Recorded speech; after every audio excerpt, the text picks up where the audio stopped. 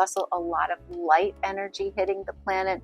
There's a lot of things going on that is helping us to kind of awaken ourselves to remembering who we are. And by doing that, they can basically help us move past that evolutionary kind of like stage. Do you believe in your superpowers? Your soul has superpowers that could be unlocked in other civilizations on other times. And today we have beautiful Sarah Breksman, who is going to tell us all about it. She's been able to unlock many doors that let us know where our civilization come and probably where our soul start its journey. But with that, it's important to know that we could have superpowers, like the use of our hands for healing or different things based in where we start our journey in this planet or in other planets, right?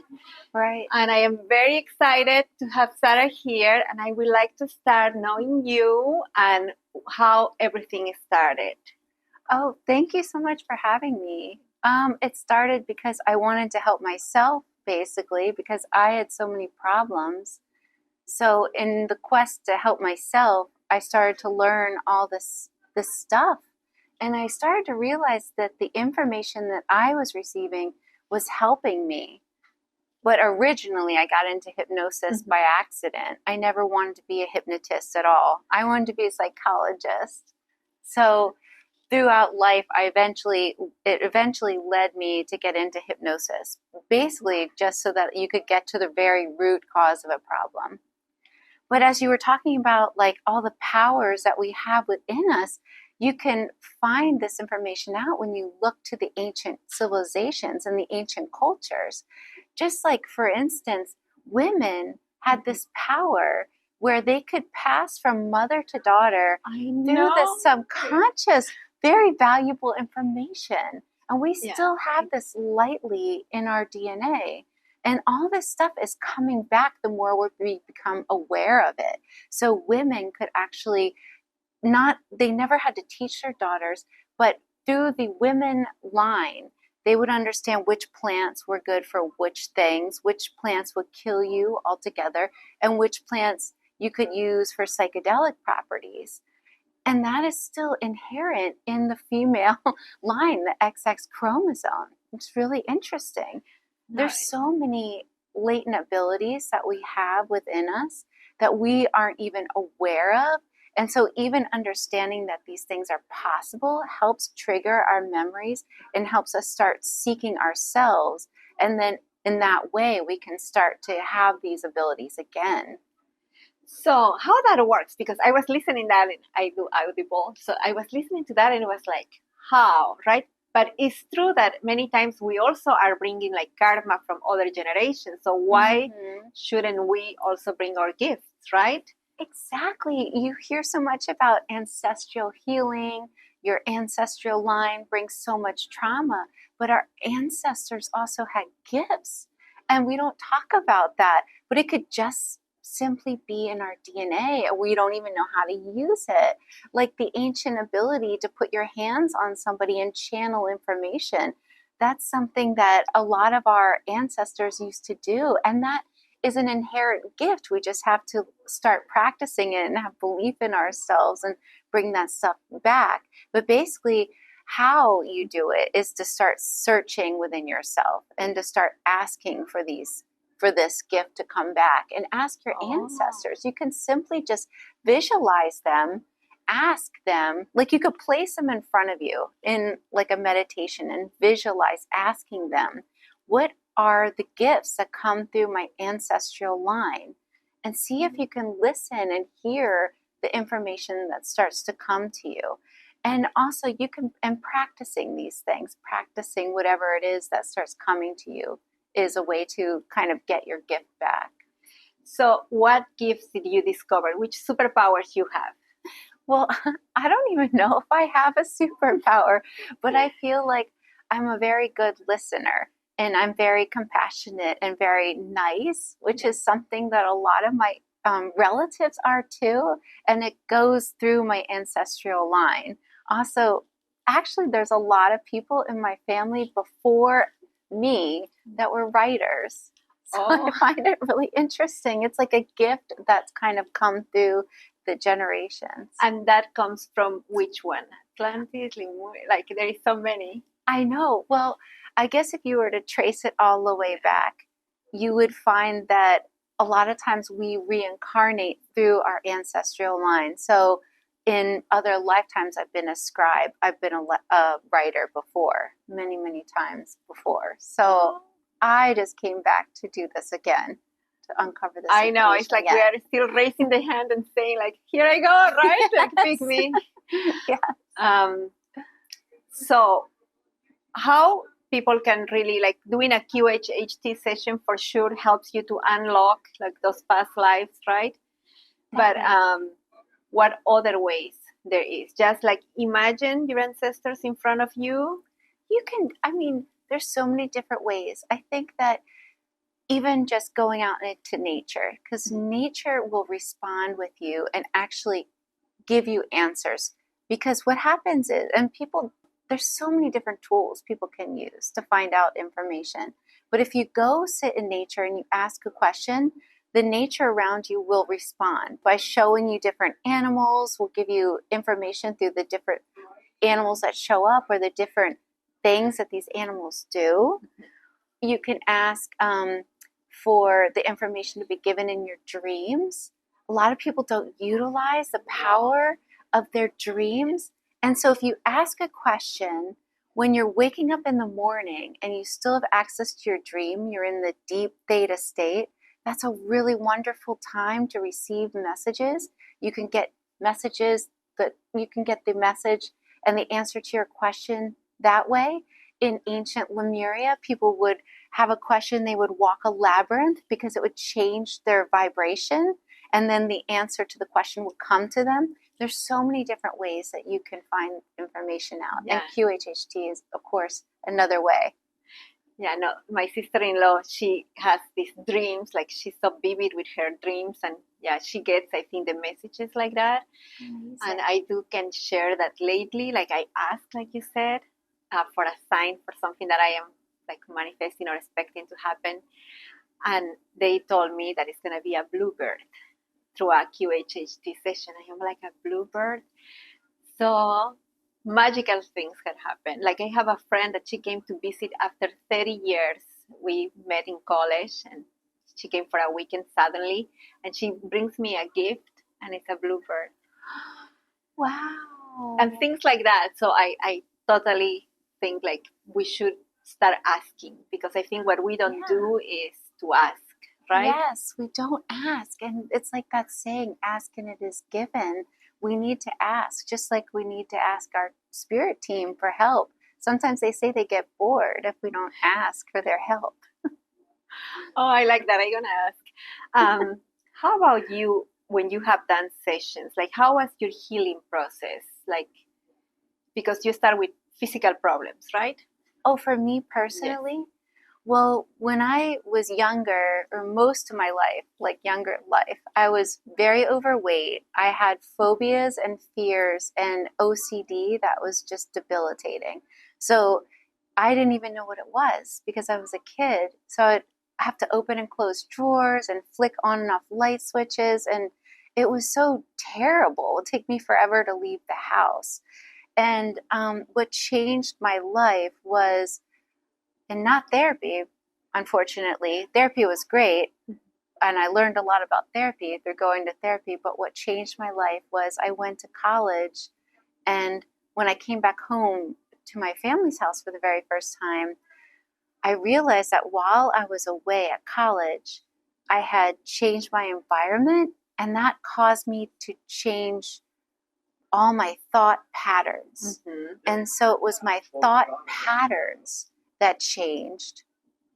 And because of that, that's how I started to really change my life. So then after understanding that, I realized that you can just change your thought patterns in order to do things differently. So that's essentially how I started to heal myself in the very beginning. Then using QHHT as a tool, you can really make the healing happen faster. And basically all that happens in a QHHT session is you're basically getting to the very root cause of your issue. And so by getting to the very root cause of your issue, you can understand what message your body is sending. So a lot of people don't know that our bodies are messengers. And that's really all that's happening when you have an illness or an issue or anything going on with your body. It's actually a message, and we're supposed to just listen to our bodies. Unfortunately, we're taught this day and age that if we have a physical issue, to just go to the doctor, to seek someone outside of ourselves, do something else to heal your body. I mean, there's so many people that will tell you this will help you heal your body, but really it's easy. It's us. We're supposed to listen to our bodies. We need to talk to our bodies. It's a message, and it's a life-changing message, though. So our bodies are sending us information all the time. Our bodies are miraculous machines. And why QHHT helps so much is you're just quieting your mind and you're tuning yourself inwards to your inner self. Mm-hmm. You're tuning yourself so far in that you can listen to the message easier. You can get to the very root cause. When you get to the root cause and understand the whole purpose and the lesson behind the issue, then it could instantly be healed and released. And that is why QHHT is so popular. I've seen all kinds of things healed. I've seen someone had their uterus regrown even. I've seen bones snap back into place. I've seen cancer. In one session, are we talking? I've seen in front of my eyes tumors. Well, for instance, there was this man that was dropped off by his wife, and he came in for his session and he said, I don't believe in any of this stuff. So if you want to just do something else, I'd be fine just sitting here. I don't believe it. My wife dropped me off. She said, you have to get a session with Sarah. Oh, it was for him. It was for him. She just dropped him off and left. And I said, well, your wife already paid. Why don't you just give it a try? This man was on basically his deathbed. And before coming in for his session, we weren't sure if he would be able to walk up the little flight of stairs to my office. So he just had given up hope. That was it. He didn't even believe in it. He was just nothing had worked. They had tried every single type of therapy. They had tried all different types of specialists. But what was going on with this man was he had very large tumors that were full of cancer in his parotid glands in his neck that had swollen to the point where they looked like large golf balls on his neck. He also had a host of all kinds of other issues. And so he decided, he agreed he would have a session. So I gave him a session, and he started to realize as he went back, sometimes in QHHT, people don't go to a past life. Sometimes they do see scenes from their current life, and that was the case with this man. He saw a scene from his current life of when he was 8 years old, and he realized in that moment that he was so angry with his father. His father had said something to him, and it caused him at 8 years old to be very angry with his father, but he never said anything. He didn't say anything. Instead, he had this anger in his throat, and it caused so many problems when he was 8 years old that he actually became a match to the mumps because he had this unexpressed anger. Yeah. Because of becoming a match to the mumps at this time, he then started, because the anger never left and he never received the message that he needed to express the anger, in combination with the mumps, it then started to slowly develop into cancer because he still, over the years, never expressed his anger. He never told his father exactly what he wanted to say. Years later, it started getting worse and worse and worse. The body's message was, release this anger. Release it so that you can forgive your father, basically, was the whole message. Because his father, at the time, didn't, he could have done things differently, but he didn't do it on purpose, which was basically the message. So when this man figured out the very root cause of why he had these tumors, of how he had unexpressed anger, of how it started when he was 8, and that's how it started. They went down. Wow. In front of me. No. So the best part of this story for me was his wife came back to pick him up, unaware that anything had happened. She took one look at him and started crying. Aww. She couldn't even believe it. And then he could all of a sudden walk better because he had gotten to the root cause of everything. Emotional. So then they're walking out of the house, and the best part was he turned to his wife and he goes, I think I'm going to start listening to you now. Oh. Wow. She became a practitioner after that. Oh my gosh. Actually, yeah. Wow, that's beautiful. So I'm sure you feel a lot in purpose. Do you feel chosen in certain way for this work? I don't feel like there's anything special about me at all. I'm just doing a method. I feel extremely lucky that I get to speak about this stuff all over the place. I feel lucky that I get to help people, you know, and lucky that I get to do QHHT and write these books. But I literally don't feel special, no. No. So like I did, like I was telling you, past life regressions when in 1996, the first time, and it was because I was getting married and I started having nightmares, and I was like, why am I having nightmares if I am very happy getting married, right? And then somebody was doing past life regression, so I said, okay, I'll do it, and it was amazing, right? I did like a ton of sessions at that time, and then I got married, and it's been 30 years, very easy, and I believe is I work in the person, in myself, right? So the person that you are bringing to the relation. But at that time, all my sessions were like past lives. Mm-hmm. So what I noticed different, because last year I started doing past life regression again because something happened and I wanted to work on myself. But then suddenly look down, what do you see, right? And I looked down and it was this ugly fit, right? And I am an elf and not a cute elf, wow. right? And that was like, oh my gosh, right? Like then I go from there to my star family, like jumping, right? And then I expecting like a deep message, right? And I ask them like, why, right? And then suddenly they tell me like, you wanted to go there, like you raise your hand, right? Like, no, you're not making fun. So I realized I have a very like fun soul in my family, I guess, right? But it's funny because I always say that I used to see my son, we have like a jacuzzi around our pool, and he will sit there and I will think like he looks like an elf. Like, you know, sometimes you have these things in your memory.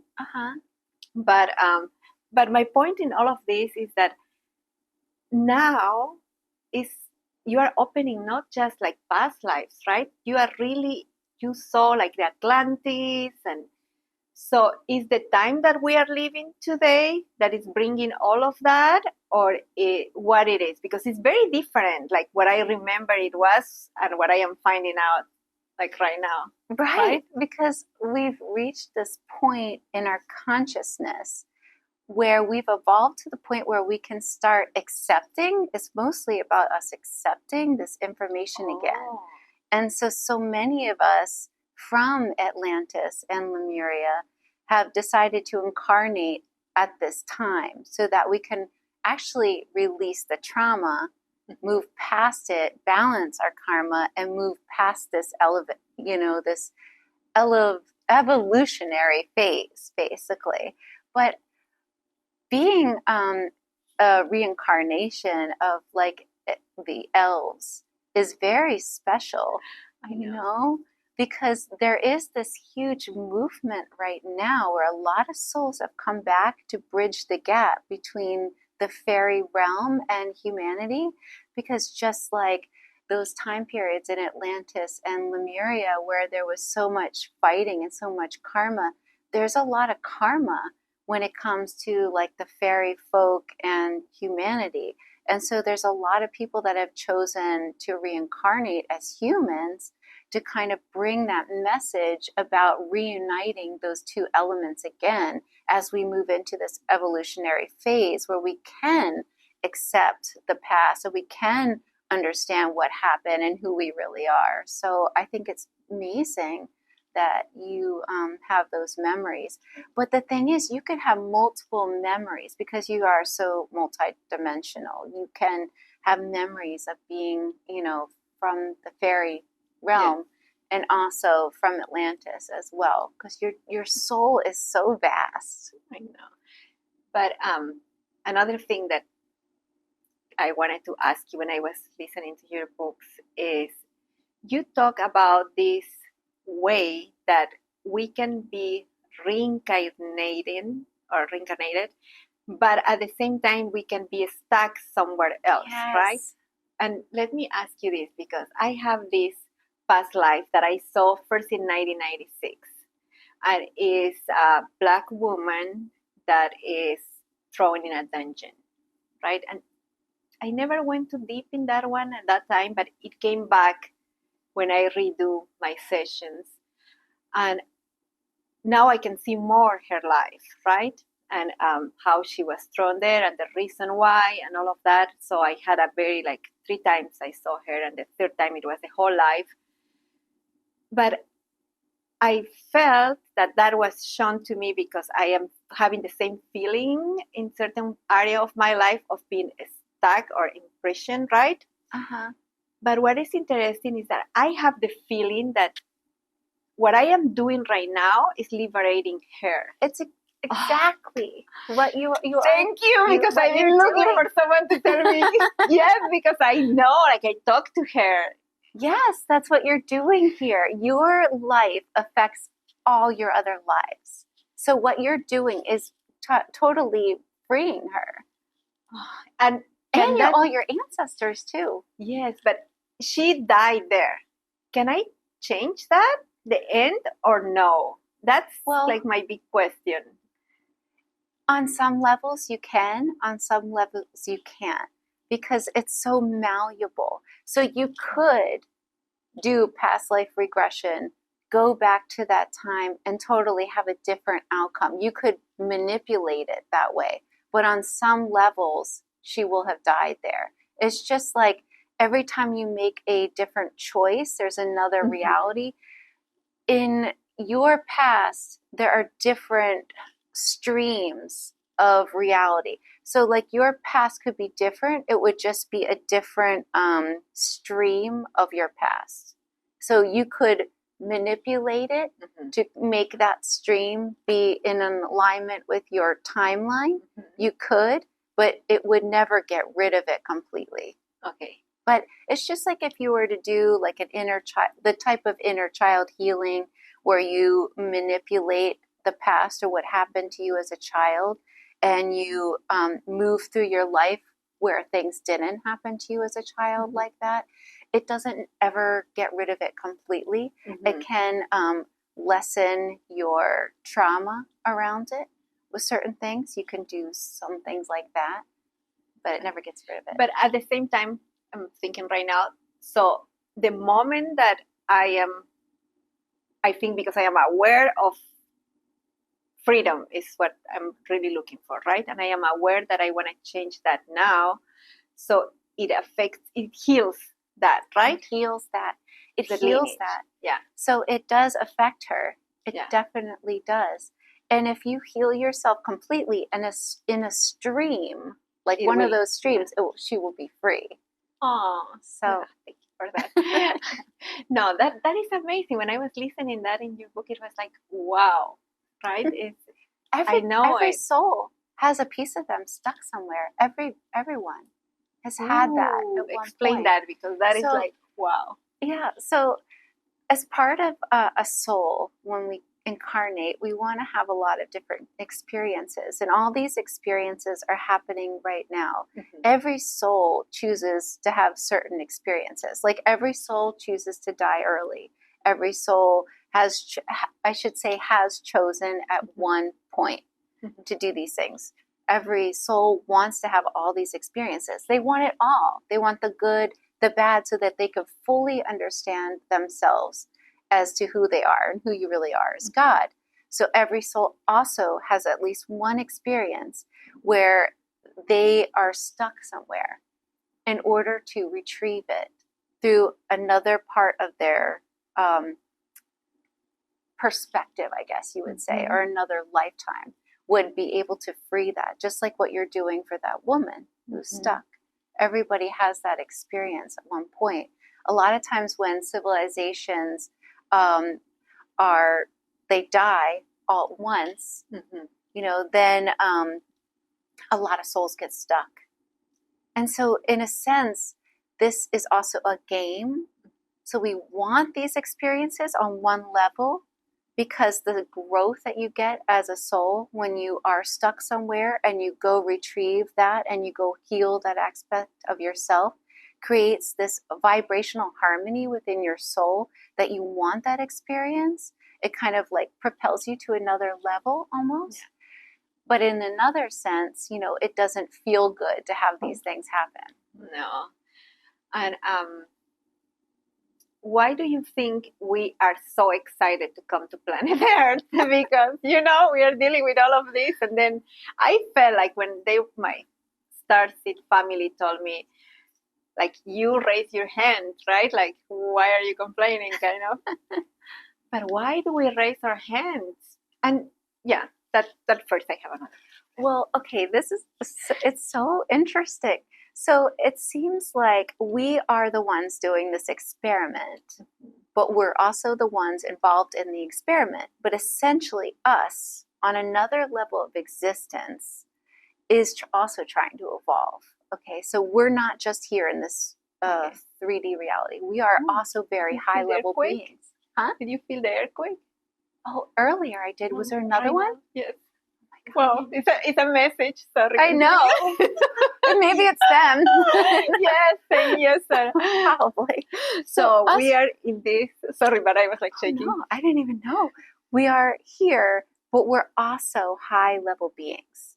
Okay. And we're using us to figure out how us as higher-level beings can expand. So I know it gets complicated.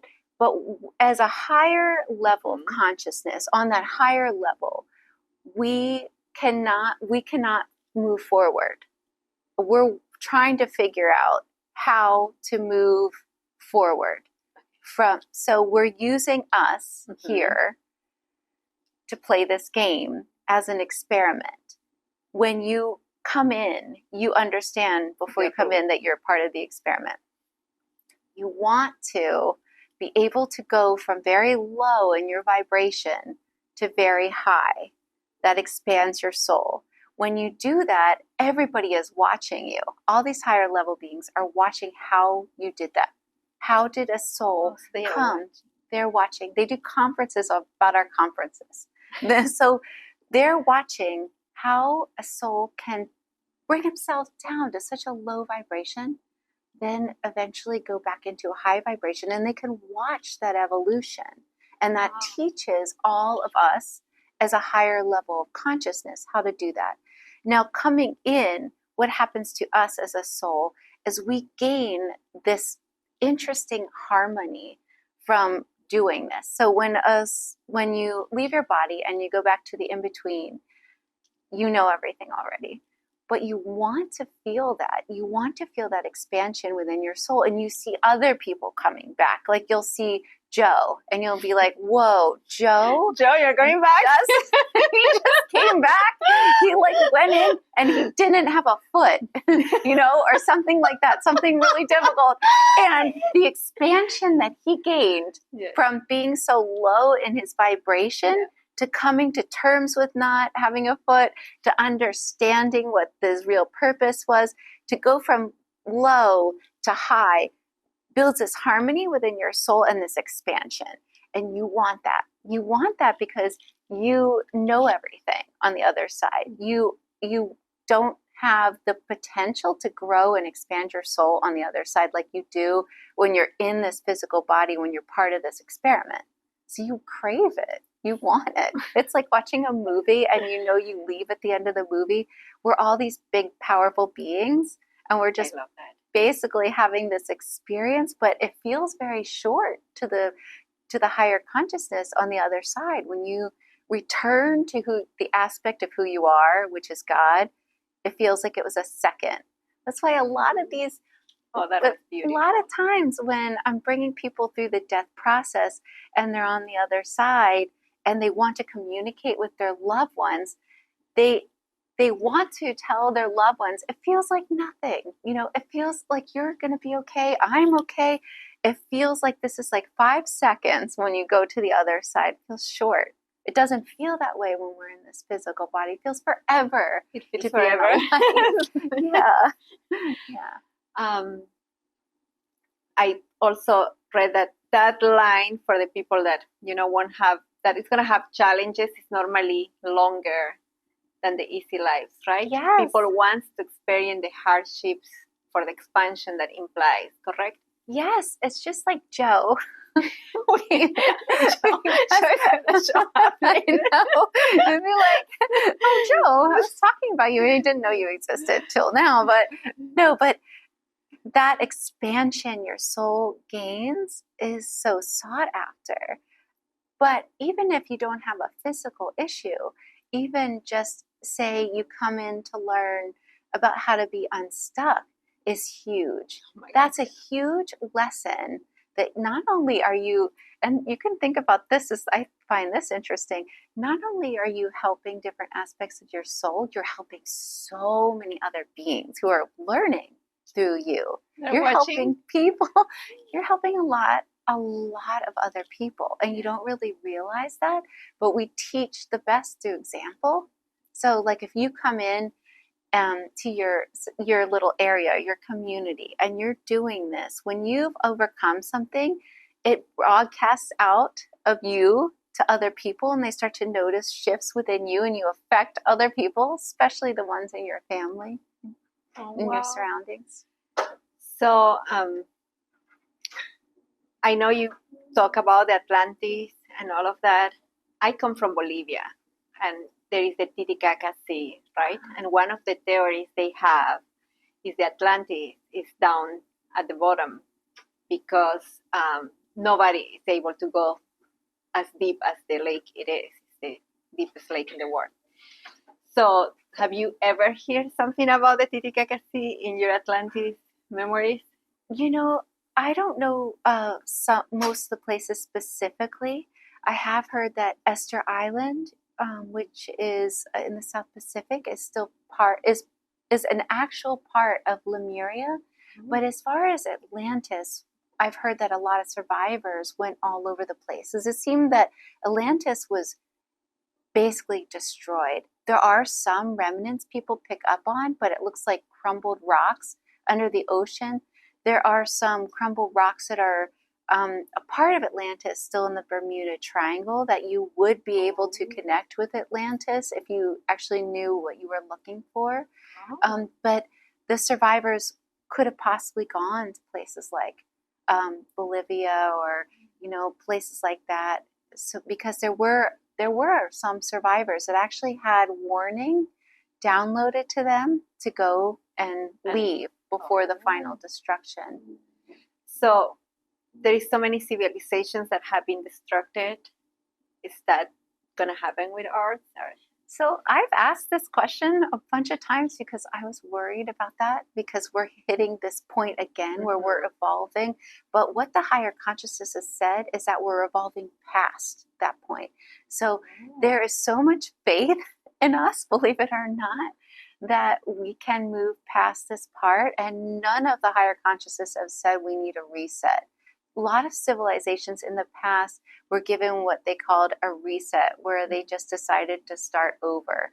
But they have decided that there's too much karma to account for when they do that. So they don't want a lot of lives to be lost anymore, because they've realized every time they do something, they try to do something a little bit different.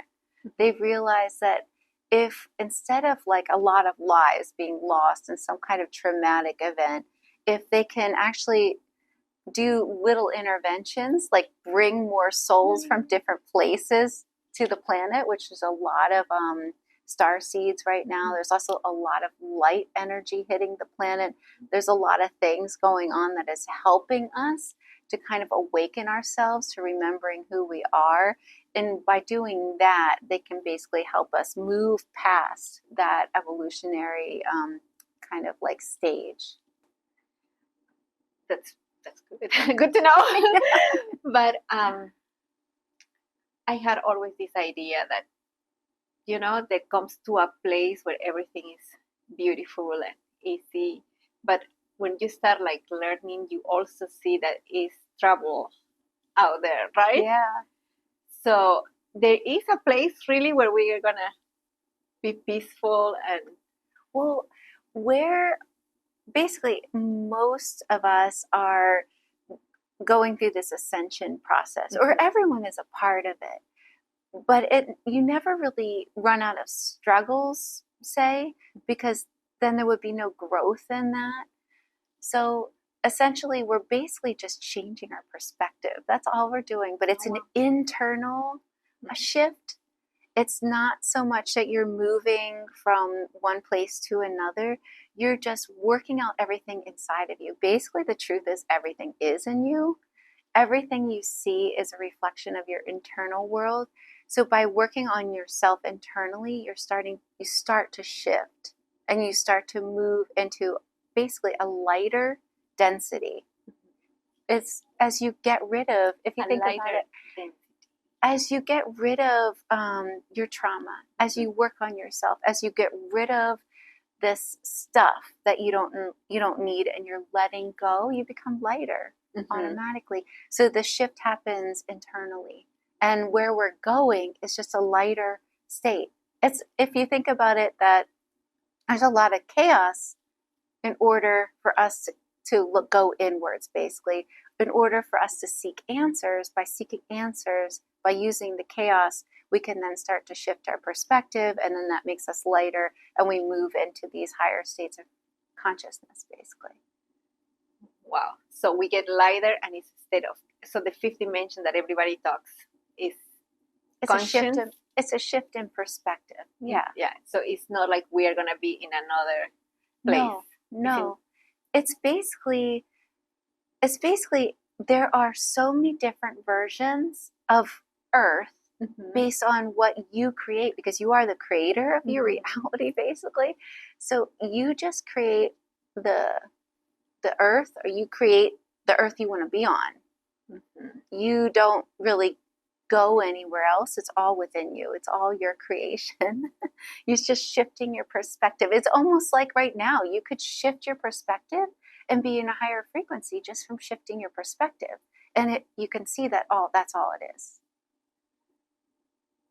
You can see you raise, you are in that dimension, but the world is still having the problems that it's having, right?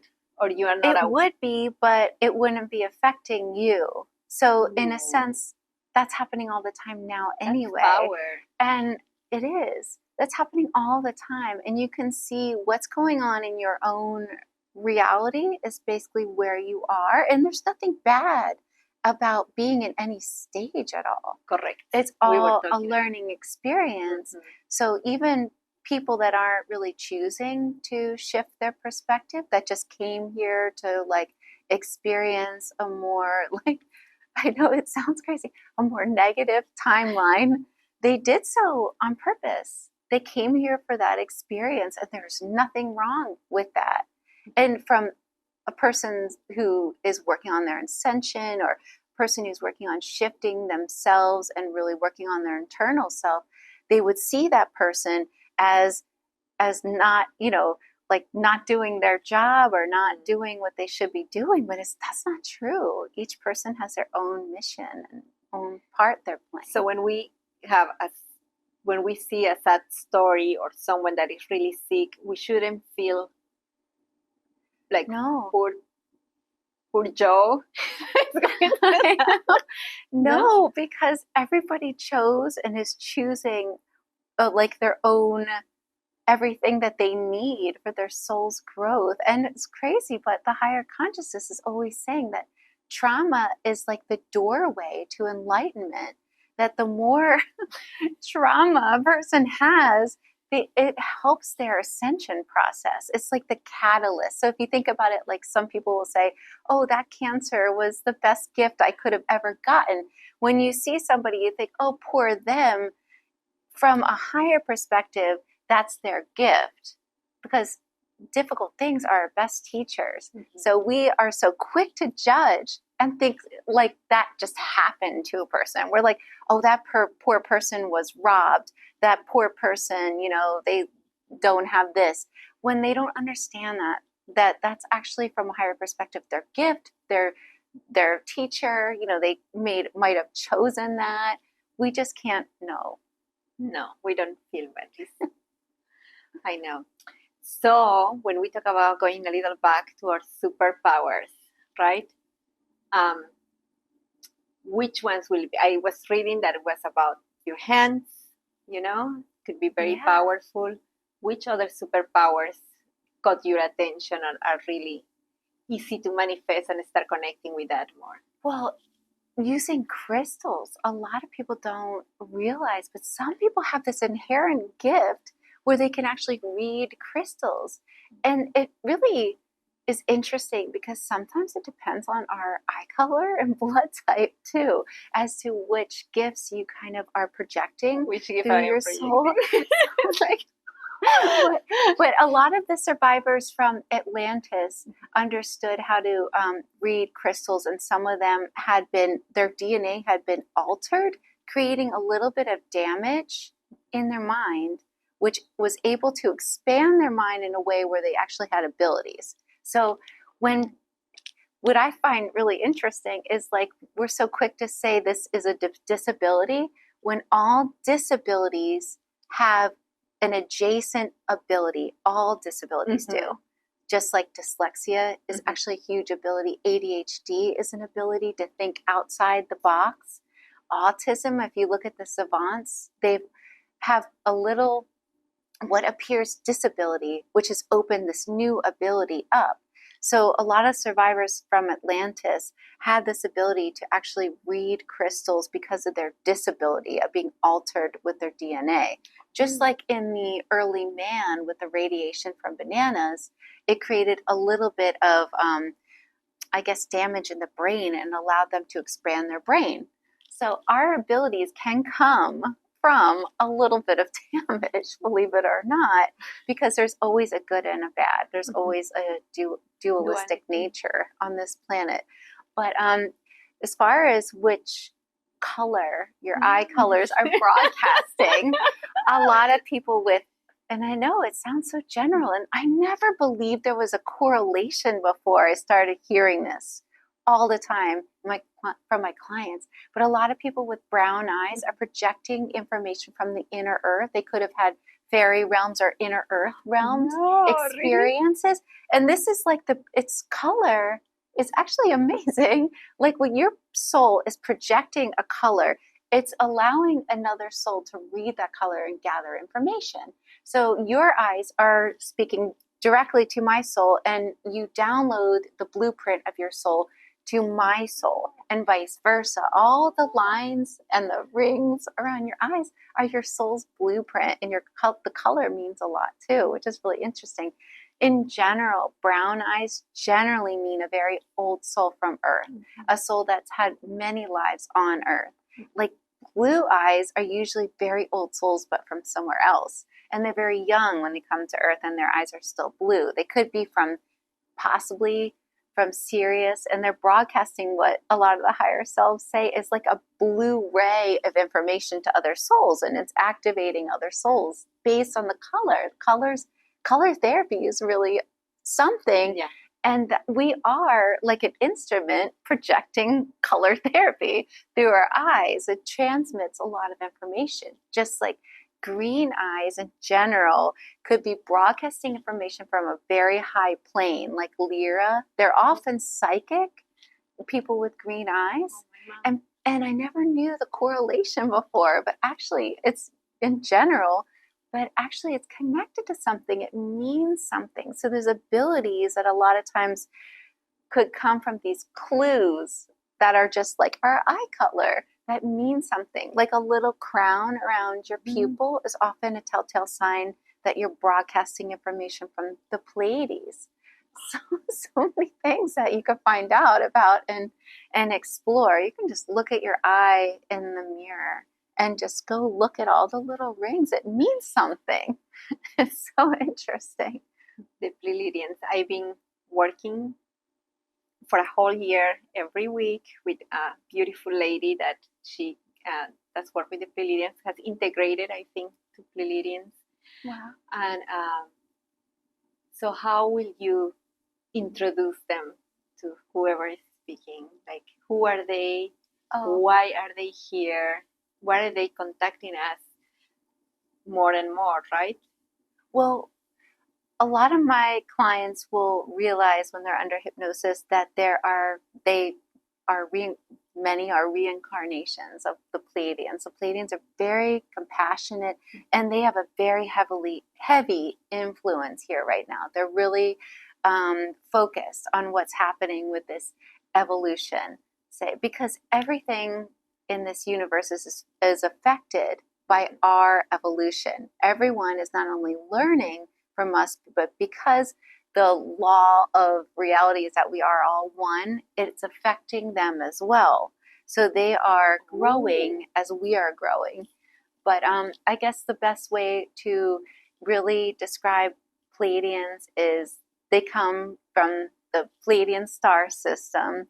You can usually tell if a person is a reincarnation or has a lot of contact because they seem very compassionate and very emotional, and it's really difficult to for them to understand violence. Usually, that's something that they usually grow up, and people would say, "Oh, they're so sensitive." In general, they would come being like very sensitive people because they don't have violence over there. They are known as healers, right? Yes. I mean, we all have inherent healing capabilities. We all are like healers.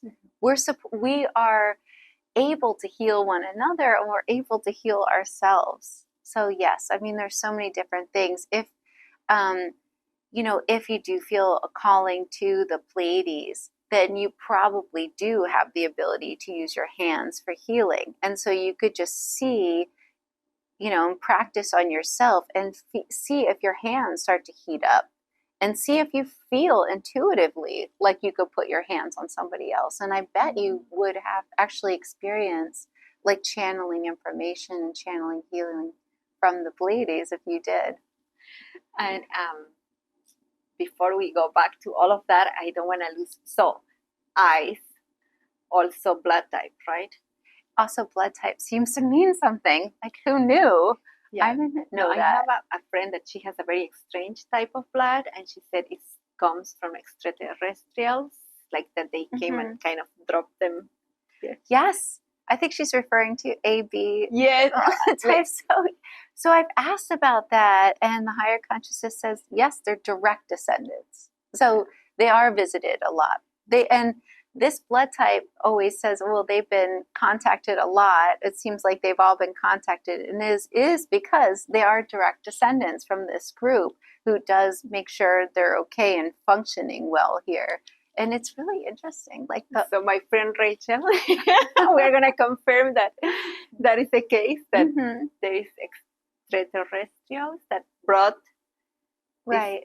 people, right? The beginning of this lineal. Yes. Yeah. So a lot of times it could either be another version of yourself, because all time exists in this now. So a lot of times when people are contacted by extraterrestrials, it's just another version. If you think about your past versions, they're, your past lives. What about the future versions of yourself? The more evolved versions oftentimes check on ourselves, because all time is happening in this now moment. So everyone does have an extraterrestrial version of themselves. They do. They all do.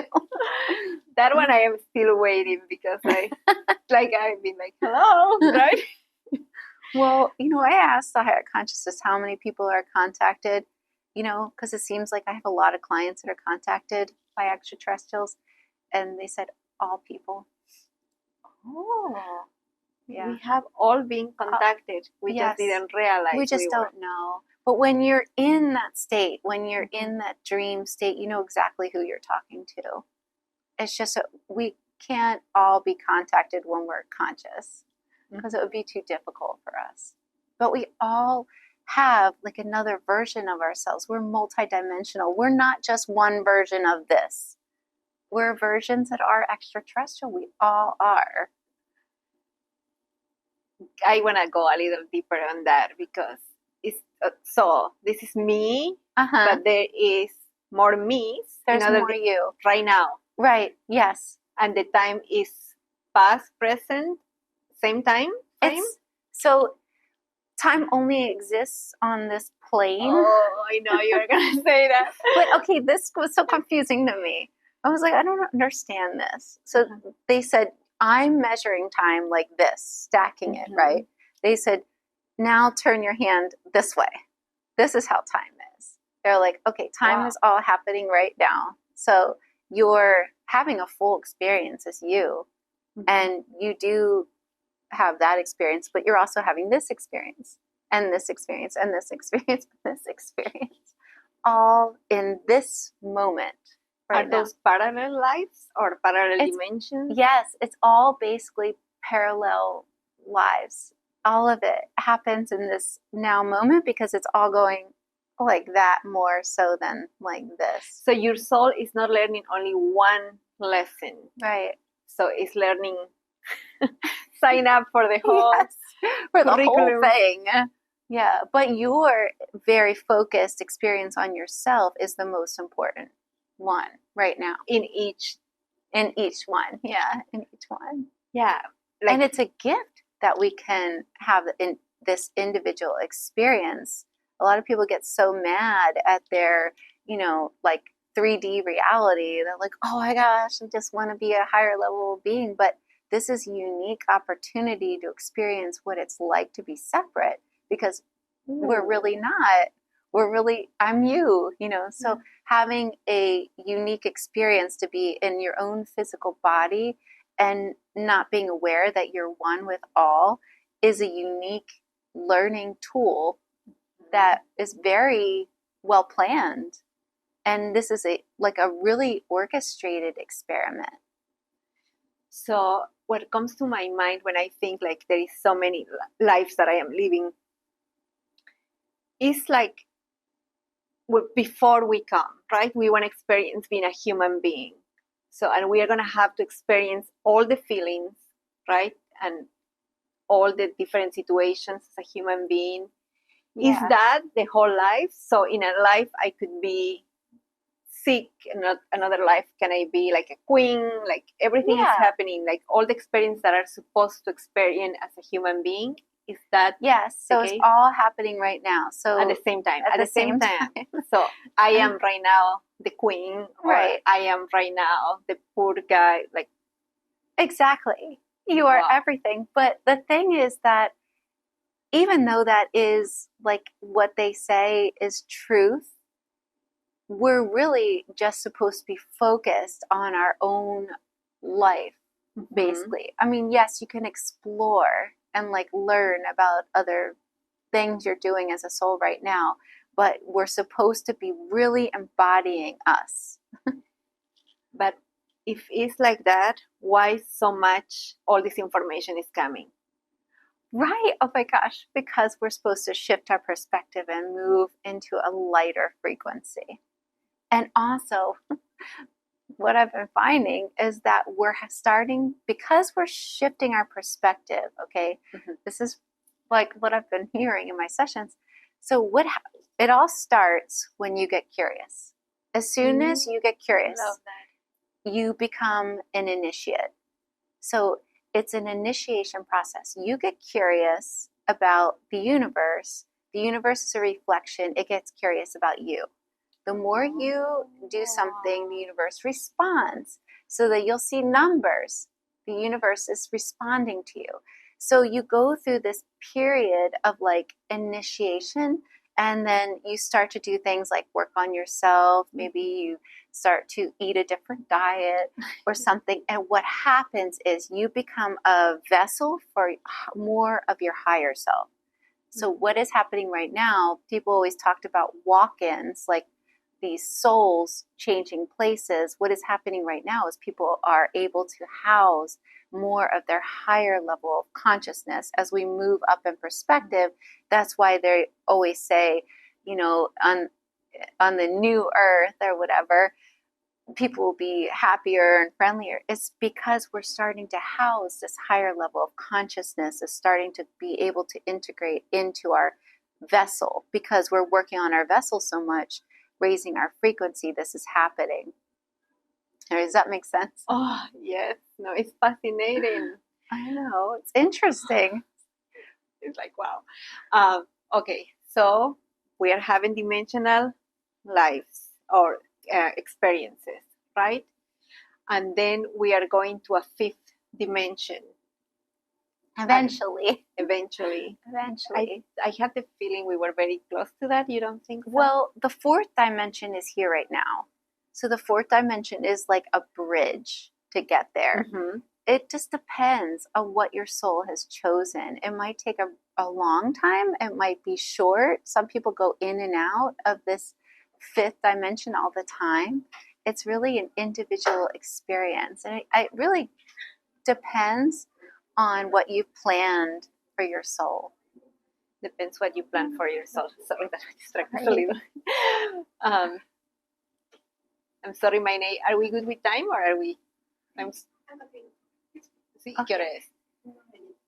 Oh, I'm so excited. I could talk forever with you. Okay, so what will be your message for people? Okay, I would say that the message that has come to me from the higher consciousness that I like to share with people is that everybody says that they want to help raise the consciousness. Mm-hmm. What can they do? What can I do, me as an individual person? Well, the higher self will always say, work on yourself. And the reason they say work on yourself is that's a way that you can shift everything. Because we are all one, everything you do affects the whole. But when you master yourself and you become a spiritual master, it leaves an imprint in the consciousness that never goes away. It's permanent imprint that anybody could have. So like, say you master feeling unstuck, that'll leave an imprint. Just that'll affect so many people. So if you fully master yourself and become a spiritual master like Jesus or Buddha did, that imprint never goes away in the consciousness. So the best thing you can do is to work on yourself. Get curious about yourself, which the universe will get curious about you, and really just delve into your inner world and help yourself as much as you can while helping other people. And I think that's the best thing you can really do. What are you doing now? Are you preparing another book, or what? Yes, I'm almost done. This book has taken me forever because it's so much information. So I'm almost done with this book and it's going to be about this mystical place called Avalon. I'm hoping that it's out in the next couple of months, but it's just so much information that I think it might be 2 books. So I'm hoping I finish it soon. Coming from sessions again? Oh yeah, all my books I don't write. I don't write any of my books. I'm just transcribing sessions because it's all the information that the higher consciousness has basically given me. And it's so interesting, like how you see numbers and you think it's just a coincidence. Well, I know it's no coincidence when I have clients that come share the same information. So I put it all into a book. That's how I feel like I can be the best help to the rest of humanity and share this information. I'm almost done with that. But one thing I really love is I formulated these 3-day workshops because I am so booked up. I don't feel like I can't open my schedule, and that kind of bothers me because I really love helping people. So I formulated these 3D workshops that in my opinion are better. And I've asked my workshop participants and they would say they're better than one session because I do it in a way. So I do like 3 days of past life regressions. and then inner child healing, because so much of our problems come from our childhood, and then connecting with other versions of yourself. So I do that through 3 days. But what I find magical, kind of like on top of it all, is the group dynamic. So these people become lifelong friends. Some people have moved in together, and I love being able to offer that. So that's what I'm offering now, along with doing my sessions, but they're so booked. Do you have a workshop that is coming soon? Yes, I have 2. One is in the Florida Keys, and then I have one. I'm going to be doing a lot of workshops in Malvern, Pennsylvania, because it's just so beautiful. It's this beautiful retreat house. It has a pool, and I just find it a very sacred spot to bring people to and to connect and to share in this kind of like transformative weekend. Thank you. Thank you for your light. You are really an illuminated being. Like, thank you. I have enjoyed a lot talking to you, and wow, like all the information you are bringing is very special, and I'm very grateful that you give me the opportunity to talk today, and I hope we can do more things together. Thank you so much. Thank you. Thank you.